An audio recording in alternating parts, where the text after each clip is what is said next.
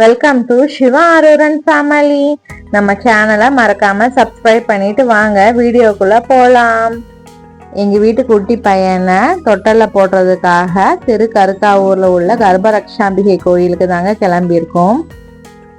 அது ஒரு one day ட்ரிப்பா plan பண்ணிட்டோம். காலையில நாங்கள் ஒரு மணிக்கு கிளம்புனோங்க. இங்கே வீட்லயே குளிச்சு கிளம்பிட்டோம். அங்கே போய் ஒரு ரெஃப்ரெஷ் ஆகிட்டு நாங்கள் நேராக கோயிலுக்கு வந்தாச்சுங்க. தஞ்சை பெரிய கோயிலுக்கு தான் நாங்கள் ஃபர்ஸ்ட் வந்தது.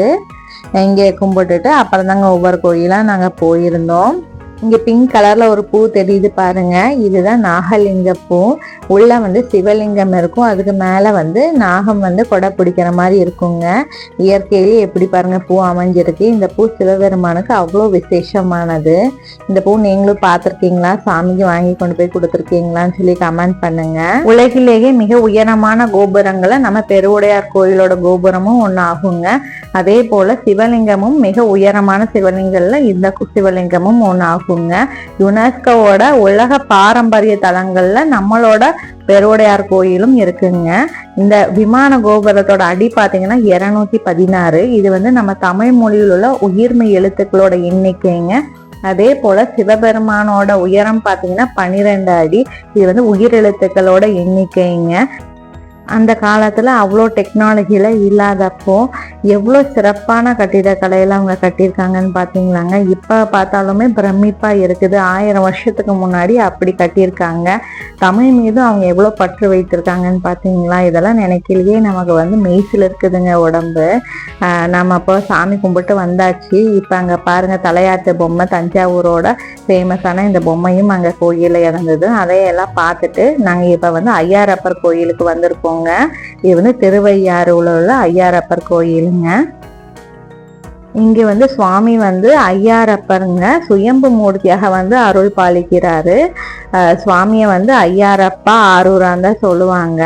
இங்க வந்துட்டு போனோன்னே எங்களுக்கு பையன் வயிற்றுலாகி பிறந்தாங்க. அவன் பிறந்ததும் 5 மாசம் 6/5/6ன்னு வரும். சுவாமியோட பேரும் ஐயாறுன்னு வருது பாத்தீங்களா. அதனால சுவாமி பேரு ஆரூரன், சிவ ஆரூரன்னு நாங்க பேர் வச்சோங்க. நம்மளோட சேனல் பேரும் அதே தாங்க, சிவ ஆரூரன். அதனால இந்த கோயில் ரொம்ப ஸ்பெஷலான கோயில் எனக்கு. இங்க பாருங்க நந்தி. இந்த கோயில தான் சிவபெருமானுக்கு நந்தி வாகனமாக மாறிய இடம் இந்த கோயில்ல தாங்க. இந்த கோயில இன்னொரு சிறப்பு என்னன்னா தென் கைலாயம் சொல்லுவாங்க திருவையாற. ஆடி அமாவாசை அன்னைக்கு அப்பர் பெருமானுக்கு சிவபெருமான் கைலாய காட்சி காமிச்ச இடங்க. அதனாலதான் தென் கைலாயம் சொல்லி திருவையாற சொல்றாங்க. அவ்வளோ விசேஷமான கோயிலுங்க இது. நீங்க வாய்ப்பு கிடைக்கல கண்டிப்பா ஆடி அமாவாசை அன்னைக்கு போய் இந்த கைலாய காட்சியில கலந்துக்கோங்க. அவ்வளோ சூப்பரா இருக்குங்க. இப்ப அங்க தரிசனம் முடிச்சுட்டு நாங்க திருக்கருக்காவூருக்கு வந்திருக்கோங்க. முல்லைவனநாத சுவாமியும் கர்ப்பரக்ஷாம்பிகை அம்பாளையும் பார்த்துட்டு இங்கதான் எங்க குட்டி பையனுக்கு தொட்டல்ல போட வந்திருக்கோம். இங்கே தேவார பாடல்கள் பாடல் பெற்ற தலமுங்க. இங்க அம்பாள் ரொம்ப விசேஷமானவங்க. கர்ப்பரக்ஷாம்பிகை, கருச்சிதைவு, கருக்கலைப்பு, குழந்தையின்மை எதா இருந்தாலும் இங்க அம்பாவை சாமி கும்பிட்டு போயிட்டோம்னா கண்டிப்பா அந்த குழந்தை நல்லபடியா சுகப்பிரசவத்துல பிறக்குங்கிறது ரொம்ப நம்பிக்கைங்க. நம்பிக்கை மட்டும் இல்லை, நிஜமாலுமே நடக்குதுங்க. அம்மனோட திருவடியில விளக்கெண்ணெய் வச்சு தராங்க. அது பிரசவ நேரத்துல வயிற்றுல தடவி வந்தோம்னா சுகப்பிரசவம் நடக்கும்னு சொல்லுறாங்க. அதே போல அம்மன் பாதத்துல வச்ச நெய் தராங்க. அதை வாங்கி சாப்பிட்டு வந்தோம்னா 48 நாள் சாப்பிட்டு வந்தோம்னா கண்டிப்பா குழந்தை பிறக்குங்கிறது நம்பிக்கைங்க. இங்க துலாபாரம் இருக்கு. நம்ம குழந்தை வேண்டிட்டு போய் குழந்தை பிறந்ததுக்கு அப்புறம் அந்த குழந்தைக்கு எடைக்கு எடை ஏதாவது நம்ம துலாபாரம் கொடுக்கறது இங்க ரொம்ப விசேஷமானதுங்க. இங்க அம்பாள் பாத்தீங்கன்னா நின்ற கோலத்துல அவ்வளோ தத்ரூபமா காட்சி அளிக்கிறாங்க. நான் கொஞ்சம் ஷார்ட்டா நான் இந்த கோயிலோட தல வரலாறு என்னன்னு சொல்லுறேன். அங்க முல்லைவனத்துல ஒரு தம்பதி வாழ்ந்துட்டு வராங்க. அவங்க முல்லைவனநாத சுவாமியையும் கர்ப்பரக்ஷாம்பி அம்பாளையும் கும்பிட்டுட்டு சுவாமி கும்பிட்டுட்டு அங்கேயும் வாழ்ந்துட்டு இருக்காங்க அந்த முல்லைவனத்துல. அப்ப அவங்க கர்ப்பம் ஆகிறாங்க. அப்படி இருக்கையில ஒரு நாள் அவங்க படுத்திருக்காங்க. அப்ப அந்த முனிவர் வந்திருக்காரு. அவர் தன்னை மதிக்கல அப்படின்னு சொல்லி சாபம் கொடுத்துட்றாரு. அவரோட சாபத்தின் காரணமாக அந்த குழந்தை கலைஞ்சிருதுங்க. அவங்க போய் கர்ப்பராட்சாம்பி அம்பாள் கிட்ட வேண்டுறாங்க, இப்படி கலைஞ்சிருச்சு அப்படின்னு சொல்லிட்டு. அந்த அம்மா வந்து அந்த கலைந்த குழந்தைய எடுத்து ஒரு குடத்துல வச்சு அந்த கரு வந்து செதைந்த குழந்தைய அவங்க வந்து காப்பாற்றி அது வந்து உருமாறி நல்ல குழந்தையானதுக்கு அப்புறம் வந்து அந்த தம்பதியிடம் வந்து தராங்க. அந்த காலத்துலேயும் இப்போ நம்ம டெஸ்ட் டியூப்னு சொல்கிறோம், ஆனால் இதை வந்து அந்த காலத்துலேயே அவங்க வந்து செஞ்சுருக்காங்க. எப்படி சிதைந்து போன கருவை வந்து அவங்க வந்து உருவாக்கி அந்த கருவை காப்பாற்றி அவங்க ஒரு குழந்தையானதுக்கப்புறம் வந்து தந்திருக்காங்க. எப்படி பார்த்தீங்களா? அதனால் நம்ம வந்து எப்படி இருந்தாலும் அந்த அம்மாவை கும்பிட்டோம்னா குழந்தை வந்து நல்லபடியாக பிறக்குங்க. அகிலாண்ட கோடி அன்னையாய் அனைத்து உயிர்களின் கருவை காத்தருளக்கூடிய கண்கண்ட தெய்வமாய் கர்ப்பரக்ஷாம்பிகை அம்பாளை தரிசனம் பண்ணிட்டு நல்லபடியா குழந்தைய தொட்டல்ல போட்டுட்டு அம்மாவை மனதார வேண்டிட்டு நாங்கள் இப்போ அடுத்து வந்து குரு ஸ்தலத்துக்கு வந்திருக்கோங்க. ஆலங்குடிக்கு வந்திருக்கோங்க. இது திருக்கற்காவூர்லேருந்து ஆப்போசிட் சைடு அந்த சைடு போயிருந்தோம்னா தென்குடி திட்டைன்னு வருங்க. அது வந்து குரு பகவானோட அதுவும் குருஸ்தலம் தாங்க. நாங்கள் இப்போ ஆனால் ஆலங்குடிக்கு வந்திருக்கோங்க. இங்கேயும் இறைவனையும் நல்லா தரிசனம் பண்ணிட்டு குரு பகவானையும் தரிசனம் பண்ணிட்டு கிளம்பிடுதோங்க. இப்போ பாருங்க, ஒரு மேப் காமிக்கிறேன். இது வேணும்னா ஸ்க்ரீன்ஷாட் எடுத்து வச்சுக்கோங்க. இதில் நவகிரக கோயில்கள், அதுக்கு பக்கத்தில் இருக்க கோயில்கள் எல்லாமே எவ்வளோ கிலோமீட்டர்னு காமிக்கும். இது பார்த்தா நமக்கு ஒரு ஐடியா கிடைக்குங்க. இதில் தான் நாங்கள் பார்த்துட்டு அப்படியே பிளான் பண்ணி போனோம். இப்போ நாங்கள் வந்து ராகுஸ்தலமான திருநாகேஸ்வரத்துக்கு வந்திருக்கோங்க. இங்கே மூலவர் வந்து நாகேஸ்வரர் வந்து சுயம்பு மூர்த்தியாக அருள் பாலிக்கிறாருங்க. இது வந்து தேவாரம் பாடல் பெற்ற தலம். அப்பர், சுந்தரர், ஞானசம்பந்தர் மூவராலும் வந்து பாடல் பெற்ற தலம்ங்க. இங்கே ராகு பகவானுக்கு வந்து பால் அபிஷேகம் பண்ணும்போது பால் வந்து நீல நிறமாக மாறுங்க. ராகு தோஷம் உள்ளவங்களாம் இங்கே வந்து பால் அபிஷேகம் பண்ணால் தோஷம் நிவர்த்தி ஆகும்னு சொல்லுவாங்க. அதுக்கப்புறம் பொதுவாக வந்து ராகு பகவான் வந்து தலை வந்து மனித தலையாகவும் உடல் வந்து நாக உடலாகவும் இருக்குங்க. ஆனால் வந்து இந்த கோயில மட்டும்தாங்க மனித வடிவில் வந்து காட்சி அளிக்கிறாரு.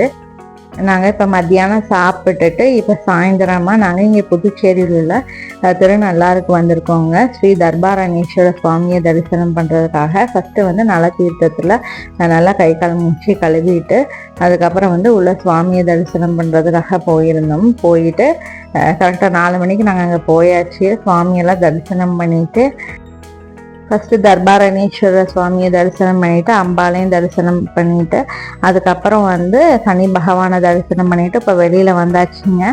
வெளியில் இருக்கிற கடைகள் எல்லாம் அப்படியே பார்த்துட்டு நல்லா இருந்தது. இந்த பாசி செயின் எல்லாம் பார்த்துட்டு இந்த உருளியும் நல்லா இருந்ததுங்க. மண் உருளிலாம் அழகழகாக இருந்தது. இதெல்லாம் பார்த்துட்டு அப்புறம் நாங்கள் கிளம்பினோம். இன்னைக்கு எங்கள் சிவா ஆரூரனுக்கு வந்து பிறந்த நாளுங்க. சரி, அவனுக்கு வந்து கேக் கட் பண்ணலாம், ஒரு வயல்வெளி சூழ்ந்த இடத்துல வந்து கட் பண்ணலான்னு நினச்சிருந்தோம். அதே போல் வந்து ஒரு இடத்துல நிறுத்தி வந்து இன்னைக்கு அவனுக்கு வந்து டிஃப்ரெண்ட்டான ஒரு பர்த்டே வந்து நாங்கள் கொண்டாடணுங்க.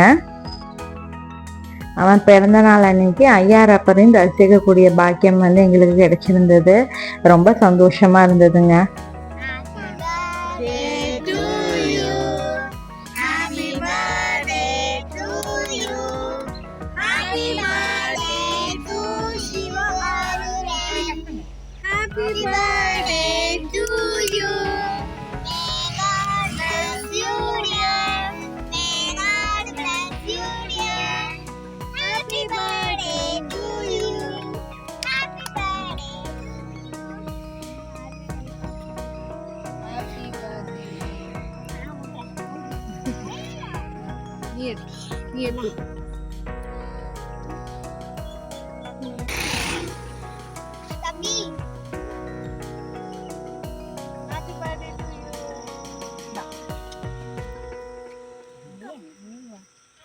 அடுத்து நம்ம வந்திருக்கக்கூடிய கோயில் பார்த்தீங்கன்னா திருக்கடையூர். இங்கே சுவாமி வந்து அமிர்த கடேஸ்வர சுவாமியாக அருள் பாலிக்கிறார். அம்பாள் வந்து பார்த்தீங்கன்னா அபிராமி தேவி. இங்கே வந்து தேவாரம் வந்து மூவராலும் வந்து பாடல் பெற்ற தலம்ங்க. அப்பர், சுந்தரர், ஞானசம்பந்தர் மூவராலும் வந்து பாடல் பெற்ற தலம்ங்க. இந்த கோயிலை வந்து ஆயுள் விருத்திக்காக 60வது கல்யாணம் 80வது கல்யாணம் எல்லாம் இங்கே பண்ணிப்பாங்க. சதாபிஷேகம், சஷ்டார்த்த பூர்த்தி இந்த கல்யாணம் எல்லாம் இங்கே பண்ணிப்பாங்க. அபிராமி அந்தாதி பாடல் பெற்ற தலமும் இங்கே தாங்க.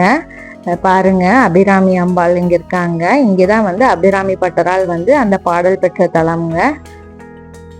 ஷார்ட்டாக வந்து இந்த கோயிலோட தல வரலாறு சொல்லுறாங்க.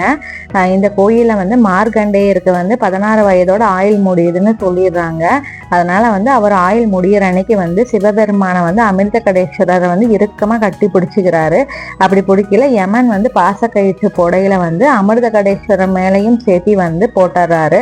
அவர் அப்படி இருக்கையில வந்து சிவபெருமானுக்கு கோபம் வருது. வந்து யமனை வந்து திட்டிட்டு மார்கண்டேயனுக்கு என்றும் சிரஞ்சீவி பவன் சொல்லிட்டு எப்பவுமே 16 வயதோடய இருக்கக்கூடிய ஆயுளை வந்து தராரு. அதனால வந்து இந்த கோயிலை வந்து ஆயுள் விருத்திக்காக வந்து எல்லாரும் 60வது கல்யாணம் 80வது கல்யாணம் எல்லாமே பண்ணிப்பாங்க. யம பயம் போக்கவும் வந்து இந்த கோயிலை வந்து வழிபடுவாங்க.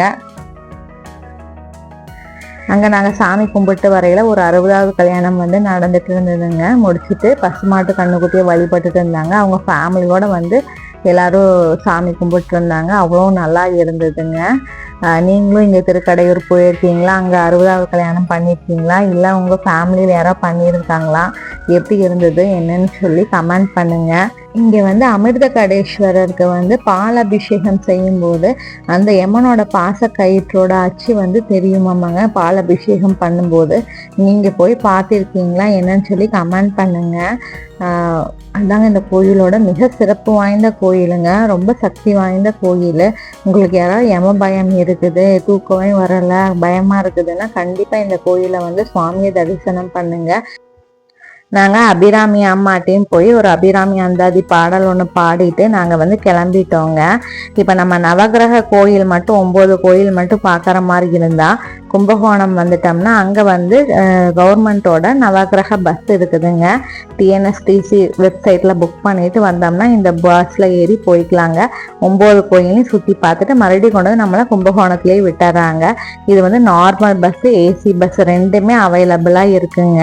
நான் அந்த பஸ் வந்து அட்டாச் பண்ணுறேன். கோயிலுக்கு போயிருந்தப்ப பார்த்தேங்க. அப்போ தான் நான் விசாரித்தேன். காலையில் கிளம்பிட்டு மறுபடியும் அதே இடத்துல கொண்டு வந்து விட்டுறாங்களாம். மறுபடியும் நம்ம வந்து தனியாக போயிருக்கோம்னா இந்த மாதிரி கும்பகோணம் போயிட்டு அங்கே சுற்றி பார்த்துட்டு மறுபடியும் கும்பகோணம் வந்து நம்ம ஊருக்கு வந்துடலாங்க. அவ்வளோதாங்க, நம்மளோட கோயில் தரிசன வீடியோவும் முடிஞ்சது. இந்த வீடியோ பிடிச்சிருந்தா மறக்காமல் லைக் பண்ணுங்கள், சப்ஸ்கிரைப் பண்ணுங்கள், ஷேர் பண்ணுங்கள். மீண்டும் இன்னொரு வீடியோவில் உங்களை சந்திக்கிறேன். Bye friends.